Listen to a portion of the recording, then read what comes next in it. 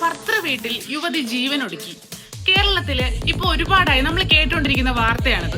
അതിനുശേഷം ഭർത്തൃ വീട്ടുകാരുടെ പീഡനമാണ് മകളുടെ മരണത്തിന് കാരണമെന്ന് ഘോരഘോരം പ്രസംഗിച്ചു വരുന്ന പെൺകുട്ടിയുടെ മാതാപിതാക്കളെ കാണാം. എന്നാലും അവർ സ്വയം ചോദിക്കേണ്ട തികച്ചും ന്യായമായ ഒരു ചോദ്യമുണ്ട്. മകൾ അനുഭവിച്ച പീഡനങ്ങൾ അറിഞ്ഞിട്ടും എന്തുകൊണ്ട് നിങ്ങൾ ആ മകളെ തിരിച്ചു വിളിച്ചില്ല?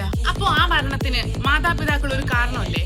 ഭർത്തൃ വീട്ടിൽ പീഡനം അനുഭവിക്കുമ്പോ സഹിക്കാൻ പഠിപ്പിക്കലാണ് നമ്മൾ കണ്ടിട്ടുള്ള പല ദുരന്തങ്ങളുടെയും തുടക്കം. നാട്ടുകാരെന്ത് പറയും എന്നുള്ള കപട സദാചാര ചിന്ത മാറ്റി മക്കൾക്ക് തിരികെ വരാൻ സ്വന്തം വീട് എപ്പോഴും തുറന്നു കിടപ്പുണ്ട് എന്നുള്ള ഒരു ധൈര്യം മാതാപിതാക്കൾക്ക് കൊടുക്കാൻ കഴിയണം. ജീവനറ്റ ശരീരത്തെക്കാൾ എത്രയോ ഭേദമാണ് ജീവനുള്ള സ്വന്തം മകൾ. പല സ്ഥലങ്ങളിലും മകൾ അനുഭവിക്കുന്ന ക്രൂര പീഡനങ്ങളെ കുറിച്ച് ഫോൺ ചെയ്ത് കരഞ്ഞുകൊണ്ട് പറയുമ്പോ മാതാപിതാക്കൾ കൊടുക്കുന്ന ഒരു ഉപദേശമുണ്ട്: എല്ലാം സഹിച്ച് ജീവിക്കുമോളെ, കുടുംബമാകുമ്പോ ഇതൊക്കെ പതിവാണ്. ഇതിന് പിന്നില് മകളോടുള്ള സ്നേഹമൊന്നുമല്ല, നാട്ടുകാരെന്ത് പറയുമെന്നുള്ള പേടിയാണ്. മകൾ വീട്ടിലേക്ക് വരുന്നതല്ല നാണക്കേട്, മറിച്ച് അവൾ ജീവനോടെ ഇരിക്കാനുള്ള പിന്തുണ കൊടുക്കുന്നതാണ് അന്തസ്സ് എന്ന് മാതാപിതാക്കൾ മനസ്സിലാക്കണം. അവരൊക്കെ അങ്ങനെ ചിന്തിച്ചിരുന്നെങ്കിൽ എത്രയോ പെൺകുട്ടികൾ ഇന്നും ജീവനോടെ നമ്മോടൊപ്പം ഉണ്ടായിരുന്നേനെ.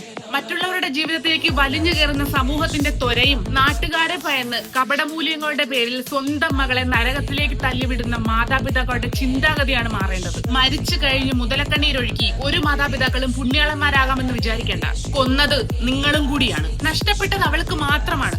ഒരുപാട് ആഗ്രഹിച്ച സന്തോഷം, സ്വപ്നങ്ങൾ കണ്ട ജീവിതം എല്ലാം നടത്തിയെടുക്കുന്നതിന് മുന്നേ കത്തി എരിയേണ്ടി വന്ന അവൾക്ക് മാത്രമാണ് നഷ്ടങ്ങൾ സംഭവിച്ചത്. പെൺകുട്ടികളോടാണ് എന്ത് പൊറുക്കണം, എന്ത് സഹിക്കണം.